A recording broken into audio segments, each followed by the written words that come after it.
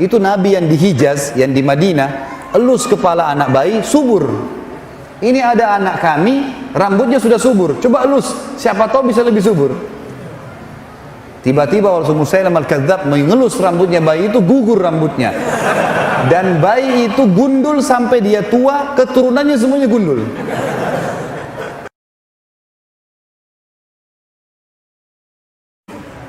Ada kisah yang luar biasa teman-teman tentang kuasa Nabi menyembuhkan penyakit. Ini kalau Nabi Isa AS menyembuhkan tuli dan bisu, dengarkan bagaimana Nabi SAW menyembuhkan penyakit para sahabat. Dalam riwayat Bukhari, semua saya ambil dalam riwayat Sahih ini, kisah tentang Abu Rafi'. Siapa Abu Rafi' ini teman-teman? Salah satu pimpinan Yahudi, salah satu raja Yahudi yang suka benci sekali dengan Islam, suka memerangi Islam. Tapi dia sembunyi-sembunyi, seperti orang munafik. Kalau ada satu suku Arab mau nyerang Madinah, dibiayai sama dia. Kalau ada perempuan penari hina Nabi SAW, hina Islam, dibiayai sama dia. Kalau ada penyair yang menghina Islam juga dibiayai sama dia. Pokoknya dia bermain di belakang lah. Nabi SAW berkata setelah habis sholat subuh, lalu berkata, siapa yang menyelesaikan urusannya Abu Rafi'? Ini bahasa santun ya. Maksudnya siapa yang bisa bunuh dia itu? Ini orang buat masalah nih. Sedikit-sedikit ada pasukan nyerang, yang biaya Abu Rafi'. Sedikit ada wanita menghina Islam, Abu Rafi' di belakangnya. Penyair, Abu Rafi', semua Abu Rafi' di belakangnya. Nabi SAW bilang, siapa yang bisa bunuh ini? Seorang sahabat Nabi bernama Abdullah bin Abi Atiq radhiyallahu anhu, sahabat Nabi yang mulia. Ibnu Hajar menyebutkan dalam Fathul Bari, Sahih Bukhari, beliau mengatakan, Abdullah bin Abi Atiq radhiyallahu anhu ini punya pandangan mata yang rabun. Zaman dulu nggak ada kacamata kan, jadi mungkin punya minus gitu. Jadi agak rabun matanya. Dia mengatakan, saya Rasulullah, saya akan menyelesaikan urusannya. Kata Nabi SAW, baiklah, pergi bawa beberapa temanmu. Abdullah bin Atiq mengajak beberapa temannya, tidak disebutkan jumlahnya, mereka pergi. Tiba di benteng Abu Rafi' malam hari. Kebetulan Abdullah melihat bentengnya ini dijaga oleh beberapa orang dan cuma satu pintu. Dan ini penjaga benteng menghafal mukanya orang yang dalam benteng. Jadi nggak bisa orang asing masuk. Malam sudah ditutup. Maka teman-teman Abdullah mengatakan, kami mau istirahat dulu, hai Abdullah. Izinkan? Izinkan, silakan istirahat di seberang benteng gitu. Abdullah bilang, saya mau lihat dulu, siapa tahu ada jalan untuk masuk. Subhanallah, waktu teman-teman Abdullah pada ketiduran, tiba-tiba saja pintu gerbang benteng dibuka, keluar dari benteng perempuan, anak-anak bawa obor, ribut, suara gemuruh. Ternyata terdengar karena mereka menggunakan bahasa Arab juga waktu itu orang-orang Yahudi, karena mereka tinggal di Jazirah Arab, maka mereka Abu Rafi', si Abdullah dengar, mereka bilang, untanya raja kami Abu Rafi' sedang hilang, carilah. Jadi rupanya untanya hilang, dicari sama masyarakatnya, mereka keluar semua. Abdullah melihat ini kesempatan, kalau dia bangunkan temannya lama lagi, dia jalan sendiri. Dia bilang, saya pun menyelip di antara orang-orang yang masuk, sampai akhirnya saya masuk ke dalam benteng. Begitu masuk dalam benteng, dia bilang, saya sembunyi di kandang keledai. Ada kandang keledai, dan keledai ini hewan teman-teman sekalian. Kalau dia mau ngomong, dia bersuara, kalau tidak, dia tidak bersuara. Walaupun ada bom di sebelahnya. Jadi keledai agak berbeda gitu. Dia sembunyi di sebelah keledai ini tidak mau teriak, tidak mau suara kalau dia merasa tidak perlu gitu. Kalau dia bersuara juga buruk. Kata Allah, inna angkaral aswati la sautul hamir, gitu kan. Suara yang paling buruk suaranya keledai. Kata Abdullah, saya sembunyi di kandang keledai. Sampai orang semua sudah masuk, penjaga benteng sudah merasa aman, dia mencantolkan pintu gerbang, lalu mereka pun pergi tidur. Setelah aman, saya pun membuka pintu gerbang, kemudian saya cantolkan dengan batu supaya saya bisa lari. Lalu saya mulai mencari di mana rumahnya Abu Rafi'. Saya melihat ada dua lantai, ada ruangan dua lantai. Lantai yang di atas ini ada kayak ada penerang, ada lampu. Zaman dulu orang pakai sumbu, gitu kan. Lalu kemudian terdengar di sana suara orang-orang mengatakan Abu Rafi', Abu Rafi'. Maka saya tahu itu adalah rumahnya Abu Rafi'. Di sebelah rumah Abu Rafi' ada rumah-rumah juga pakai pintu dan ada cantolan-cantolannya. Kayak sekarang kita zaman dulu tuh ditaruh terus digembok dari luar gitu kan. Dia bilang begitu sudah dipadamkan lampu sumbunya, semua orang sudah masuk ke rumah-rumah di sebelah. Saya pun naik ke lantai 2 lalu saya menutup semua pintu-pintu itu. Lalu kemudian saya buka pintunya rumahnya Abu Rafi', lalu saya mengatakan, Abu Rafi'. Abu Rafi' ini hafal suara teman-temannya dan sudah gelap. Kata Abu Rafi', siapa itu?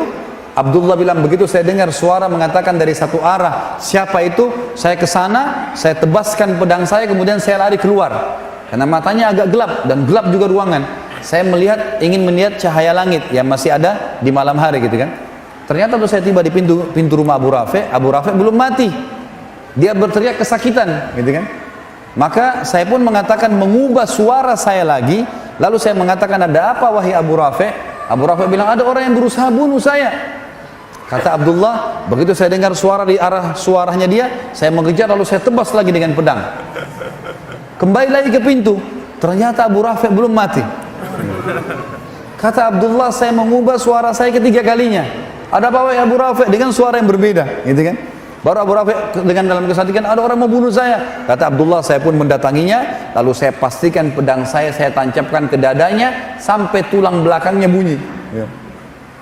Mati, kemudian dia bilang saya tinggalkan. Kemudian saya turun, karena buru-buru, ini sudah ribut di sekitar rumahnya Abu Rafi' ini. Dia bilang saya buru-buru turun dari anak tangga, karena buru-buru, akhirnya saya tidak menghitung lagi anak tangga, saya jatuh, tulang kering saya patah. Tulang kering kaki kanannya patah. Radhiyallahu anhu. Beliau mengatakan saya cabut imamah saya lalu saya ikat kaki saya, kemudian saya berjalan dengan satu kaki keluar sampai menyeberang ke tempat teman-teman saya. Teman-teman saya pun sudah bangun lalu mereka mengatakan, ada apa wahai Abdullah? Abdullah mengatakan, alhamdulillah Allah sudah menyelesaikan urusan musuhnya. Sudah begini ceritanya. Sudah mati gitu. Lalu kata teman-temannya, kalau gitu kita pulang ke Madinah. Beritakan kepada Nabi SAW. Kata Abdullah, sebentar. Saya tidak mau pulang sampai saya pastikan Abu Rafi' mati. Kalau kalian mau pulang, pulang aja dulu. Teman-temannya lalu pulang ke Madinah. Abdullah nunggu sampai pagi hari, terbit matahari, habis subuh lah. Biasanya tradisi orang Yahudi kalau ada pimpinan mereka mati, mereka naik ke menara-menara benteng lalu mereka menyampaikan kalau si fulan mati. Pagi-pagi terdengar suara dengan diteriak-teriakin, Abu Rafi' mati terbunuh semalam. Barulah Abdullah mengatakan saya tenang, dia pulang ke Madinah. Tiba di Madinah diberitakan kepada Nabi SAW. Lalu Nabi mengatakan alhamdulillah dan semoga Allah membalas kalian dengan kebaikan. Tapi Abdullah bilang, ya Rasulullah, tapi kaki saya patah. Nih tulang keringnya patah, nggak bisa jalan. Kata Nabi SAW, ubsud rijlak, luruskan kakimu ke arah saya. Diluruskan, lalu Nabi SAW meludahi lukanya ya Abdullah. Kata Abdullah, waktu Nabi SAW meludahinya, tiba-tiba saya bisa loncat dan bisa berlari. Tapi teman-teman, ini ludahnya siapa? Jawab dulu. Nabi SAW. Jangan pulang dari sini mengaku ludahnya bisa seperti Nabi SAW. Ini mukjizat ya. Jangan salah faham ini. Karena pernah terjadi teman-teman sekalian, ada satu orang namanya Musailamah al-Kadzab. Pernah dengar? Musailamah ini yang mengaku Nabi di zaman Nabi SAW. Makanya diberikan julukan Kadzab. Tradisi Nabi SAW itu kalau ada anak bayi yang baru lahir, orang-orang Ansar baru lahir, disuruh datang ke masjid, dibawalah anak-anak ini. Kemudian Nabi SAW mengelus kepalanya, mentahniknya, mengunyah kurma lalu ditempelkan ke langit-langit bayi itu, gitu kan? Nabi SAW memberikan nama. Jadi para sahabat senang gitu. Sampai mereka mengatakan kami bangga pada saat yang pertama masuk ke perut bayi kami air liur Nabi SAW. Gitu kan? Karena Nabi suka mentahnik. Nah satu kali Nabi SAW pernah mengelus kepala anak bayi, rambutnya jadi subur. Rambutnya jadi subur bayi itu. Musailamah al-Kadzab ada di sekitar Yaman. Pengikutnya banyak. Lalu mereka bilang, hai Musailamah, itu Nabi yang di Hijaz, yang di Madinah, elus kepala anak bayi subur. Ini ada anak kami, rambutnya sudah subur. Coba elus, siapa tahu bisa lebih subur. Tiba-tiba waktu Musailamah al-Kadzab mengelus rambutnya bayi itu, gugur rambutnya. Dan bayi itu gundul sampai dia tua, keturunannya semuanya gundul. Maaf teman-teman yang gundul, jangan tersinggung. Tapi ini betul, ini kisah nyata terjadi. Satu kali juga Nabi SAW pernah didatangi oleh orang Ansar.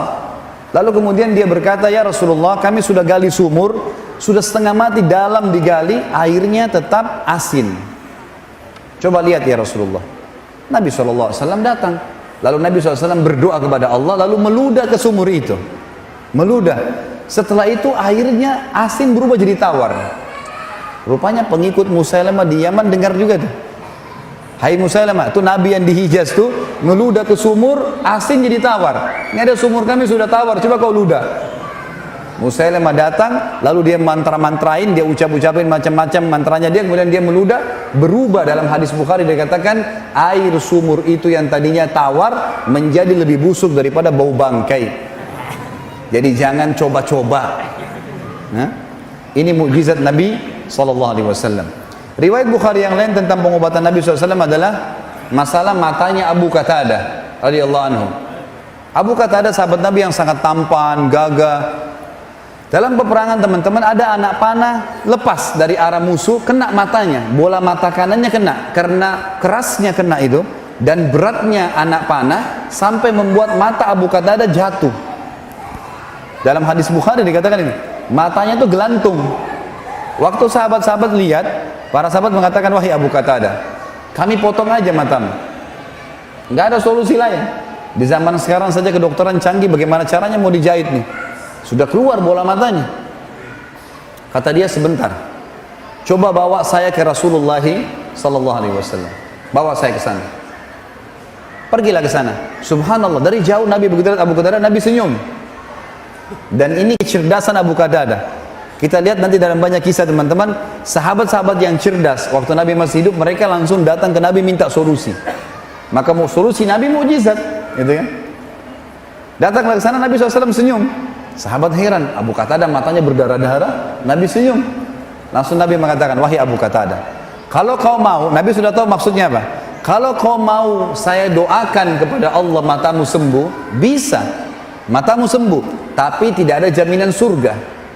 Kalau kau bersabar, matamu nggak ada, dipotong aja, maka pasti kau masuk surga. Karena matamu ini jatuh di jalan Allah nih. Abu Qatadah bingung. Pilih salah satunya, sembuh mata tapi tidak ada jaminan surga, atau tanpa mata dapat jaminan surga. Abu Qatadah setelah perang mau nikah, matanya satu nggak ada jadi jelek. Apa kata Abu Qatadah dalam hadis Bukhari? Ya Rasulullah, doalah kepada Allah agar mata saya disembuhkan dan saya minta surga. Dua-duanya. Maka dalam hadis ini dikatakan Nabi SAW pun tersenyum lalu ditarik anak panah itu, lalu Nabi SAW masukkan dengan tangan beliau yang mulia dan didoakan. Begitu dicabut, ada dua riwayat Bukhari. Yang pertama, sahabat-sahabat di situ mengatakan, waktu Nabi SAW mencabutnya, kami tidak bisa membedakan mana mata Abu Qatadah yang rusak tadi. Bukan cuma sekedar masuk dan utuh, darahnya semua hilang, seperti bersih dua-duanya. Abu Qatadah juga mengatakan dalam riwayat yang kedua, pada saat Nabi SAW menarik telapak tangannya, maka saya tidak bisa membedakan mana mata saya yang rusak dan yang bagus. Dua-duanya terang. Ini kuasa Nabi SAW dalam menyembuhkan penyakit. Kira-kira lebih hebat ini atau lebih hebat orang tuli disembuhkan? Nabi Isa AS hebat, tapi jangan lupa Nabi SAW juga punya mukjizat. Ini banyak tidak diketahui oleh kaum muslimin. Kemudian teman-teman sekalian, kita pindah kepada kuasa Nabi SAW terhadap air. Tinggal beberapa poin ya. Ini teman-teman sekalian pernah terjadi dalam hadis Bukhari di Hudaybiyah. Hudaybiyah, sebuah wilayah sekitar 80 km dari Mekah. Kalau teman-teman sekarang lagi umrah atau haji, bisa minta kepada travelnya, tolong mampirin kami di wilayah Hudaybiyah. Hudaybiyah itu kebanyakan padang pasir teman-teman, dan di situ banyak peternakan unta. Jadi ke Hudaybiyah itu biasanya orang untuk beli susu unta dan untuk melihat daging unta di situ ya. Kadang-kadang orang membeli dagingnya kalau mereka habis sembeli dan seterusnya. Ringkas cerita seperti itulah. Hudaybiyah ini tepat di perbatasan wilayah haram. Jadi kalau masuk Hudaybiyah berarti keluar dari wilayah haram. Nabi SAW pernah mau umroh pada saat itu 1.400 orang ditahan oleh Quraisy, nggak bisa, gitu kan? Maka terjadilah kesepakatan Hudaybiyah. Ringkas cerita, waktu itu mereka kehabisan air, 1.400 orang kehabisan air. Kata Jabir radhiyallahu anhu, kami membawakan seember air untuk Nabi SAW untuk wudu. Nabi sudah mau pulang ke Madinah, kehabisan air, sudah nggak ada air, tapi Nabi nggak tahu. Dibawalah air untuk wudu, lalu semua sahabat 1.399 berkumpul. Nabi SAW tanya, kenapa kalian kumpul di sini? Kata mereka, kata Jabir radhiyallahu anhu, ya Rasulullah, kami kehabisan air, nggak ada air. Jangankan untuk wudu, untuk minum nggak ada, habis. Di sekitar sini nggak ada air. Air terakhir tinggal di ember anda ini. Anda selesai pakai, kami akan berebut. Maka kata Jabir radhiyallahu anhu, ini saksi bahasan teman-teman, mukjizat yang luar biasa. Maka kata dia, kami menyaksikan baginda Nabi SAW meletakkan telapak tangannya ke dalam ember dan tangannya mengeluarkan air ya non-stop sampai kami semuanya minum, sampai dahaga kami hilang, semua kendi-kendi air kami dipenuhi dan air masih mengalir dari jari telunjuk Nabi SAW. Ini yang saya bilang tadi teman-teman, kalau Nabi Nuh AS berdoa kepada Allah turun hujan dari langit dan keluar air dari bumi, Nabi SAW keluarkan dari telapak tangannya air. Mukjizat dari Allah Subhanahu wa taala. Ini kuasa yang luar biasa. Dan kata Jabir, jumlah kami waktu itu 1.400 orang dan semuanya berhasil minum dan juga memenuhi kendi-kendi airnya. Teman-teman sekalian, kisah mukjizat yang saya bahasakan mungkin terakhir ya, yang kita sebutkan insya Allah pada malam ini adalah kuasa Nabi SAW terhadap makanan. Ini juga diriwayatkan oleh Imam Bukhari. Kisah Jabir radhiyallahu anhu di perang Ahzab atau perang Khandaq, Parit, ya. Waktu Nabi SAW mendengarkan Quraisy keluar dengan 10.000 orang, seluruh suku-suku Arab yang kafir, berikut dengan Yahudi, Kainuqa dan Nadhir dari Khaybar, semuanya ikut untuk memerangi Nabi SAW dan ingin membagi-bagi Madinah dengan 10.000 penunggang kuda. Ini penunggang kuda ini sama dengan tank sekarang ya. Memang betul-betul habis Madinah pada saat mereka masuk kalau secara hitung-hitungan militer pada saat itu. Nabi SAW musyawarah dengan para sahabat. Salman Al-Farisi radhiyallahu anhu, sahabat Nabi yang mulia ini dulu perdana menterinya Persia. Dan dia juga kepala keamanan militer, gitu kan. Maka dia mengatakannya, Rasulullah, kami di Persia, kalau kami sedang terdesak, maka kami buat parit di sekitar pintu masuk kami, maka musuh nggak bisa masuk. Kalau ada yang masuk, kami serang. Maka Nabi SAW suruh sahabat semuanya buat parit. Ini kalau teman-teman lihat di YouTube sudah ada ceramah sirah tentang perang Khaybar. Panjang lebar saya jelaskan. Ringkas cerita, digalilah parit dalam beberapa riwayat ada yang mengatakan yang 7 meter dalamnya, lebarnya 15 meter, yang sulit sekali untuk diloncati oleh kuda. Setiap kali 10 kali 10 meter Nabi SAW taruh 10 orang sahabat dan tidak boleh pulang ke rumah kecuali betul-betul mereka sudah minta izin dengan Nabi SAW. Satu waktu teman-teman mereka lagi menggali dan dalam kondisi lapar, musuh sudah dekat dengan Madinah, harus menyelesaikan pekerjaan. Ada 2 orang sahabat datang kepada Nabi SAW lalu berkata, ya Rasulullah, kami kelaparan, gak ada makanan. Lalu mereka ngangkat bajunya. Ternyata di perutnya sahabat ini ada 2 buah batu yang diikat. Jadi untuk menghilangkan lapar, batu diikat, lalu diikat dengan keras di perut sehingga ususnya jadi kecil, gitu kan? Sehingga laparnya berkurang. Nabi SAW waktu lihat 2 sahabat ini tidak jawab bapak-bapak, beliau cuma angkat bajunya dan ternyata di perut Nabi ada 3 batu. Ini jawabannya, saya lebih lapar dari kalian, gitu kan? Maka sahabat yang 2 terdiam. Jabir radhiyallahu anhu lihat pada saat itu. Dia mengatakan, demi Allah, Rasulullah SAW telah tertimpa sesuatu yang sudah luar biasa ini. Sampai lapar ikat batu di perutnya, gak ada yang tahu. Untung ada sahabat yang bertanya gitu. Lalu kata Jabir, ya Rasulullah, izinkan saya pulang ke rumah saya. Kata Nabi SAW, baiklah pulang. Dia pulang. Dia bilang kepada istrinya, ya, hai istriku, punya makanan gak? Kata istrinya, kenapa? Dia bilang, saya telah melihat sesuatu yang memilukan dari Nabi SAW. Kata istrinya, apa itu? Rasulullah SAW ikat perutnya dengan 3 batu. Masa kita bisa membiarkan itu? Ini lapar, ada makanan. Kata istrinya, persiapan makanan kita adalah 1 sak gandum, ada 1 sak gandum, beberapa kilo gandum, dan ada 1 anak kambing kecil milik kamu di sebelah rumah. Kalau kau mau, potong kambing itu saya buatkan kari, kemudian nanti gandum ini kita buatin roti. Lalu undanglah Rasulullah SAW makan ke sini. Kata Jabir, pikiran yang bagus. Disembelilah, dibuatlah masakan tersebut. Begitu selesai, sudah siap makanan, kata istrinya, Jabir, ingat, jangan permalukan saya di depan Nabi SAW. Undang Nabi SAW dengan 4 atau maksimal 5 orang sahabatnya. Makanan gak cukup. Ini pas hanya untuk 10 orang paling maksimal. Mereka 5, saya juga sama kamu sama anak-anak harus makan. Kata Jabir, tentu saja. Pulanglah Jabir ke Khandaq tadi. Lalu dia bilang, ya Rasulullah, dibisik-bisik Nabi, ladayya tu'ayyim, ya. Dalam bahasa Arab makanan, bahasa Arabnya ta'am, ya. Tapi kalau makanan sedikit dikasih tasghir dan dikasih kecil, tu'ayyim, artinya saya punya makan sedikit makanan. Kata Nabi SAW, datanglah anda ya Rasulullah ke rumah saya dengan 4 maksimal 5 orang teman-teman anda. Maka Nabi SAW bilang, apa yang kau siapkan hai Jabir? 1 kambing kecil dengan 1 sak gandum. Kata Nabi SAW, banyak dan berkah. Tiba-tiba teman-teman, Nabi SAW naik di atas batu tinggi, teriak dengan suara keras, wahai muhajirin dan ansar, kalian semua diundang oleh Jabir. Riwayatnya begitu. Lalu Jabir mengatakan, ya Rasulullah, muhajirin dan ansar. Kata Nabi SAW, iya, pulanglah dan jangan sentuh makanan itu.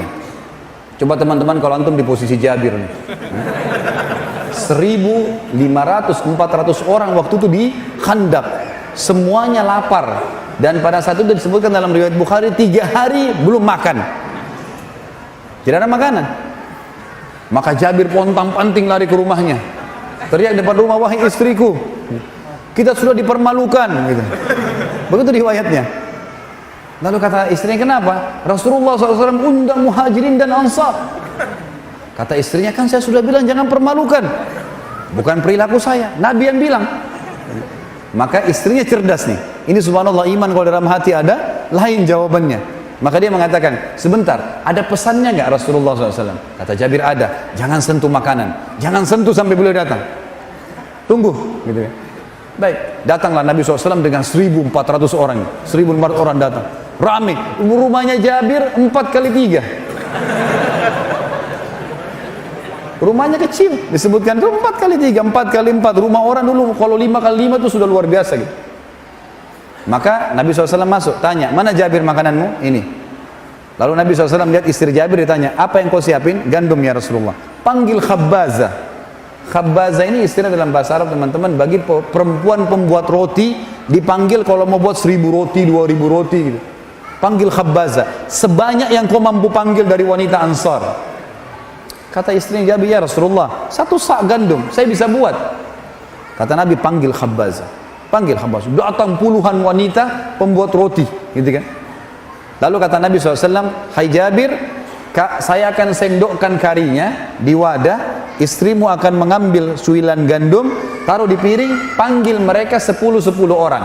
10 orang masuk, sudah makan baru masuk 10 orang lagi, jangan lebih.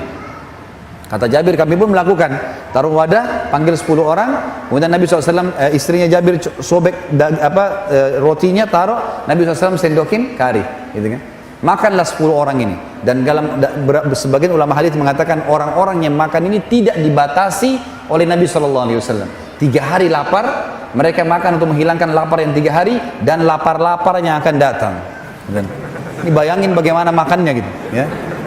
Mereka makan dengan lahap, Nabi tidak pernah batasi. Dan kata Jabir, demi Allah, setiap kali Nabi SAW menyendok karinya dan istri saya menyuil gandumnya, semua kembali utuh.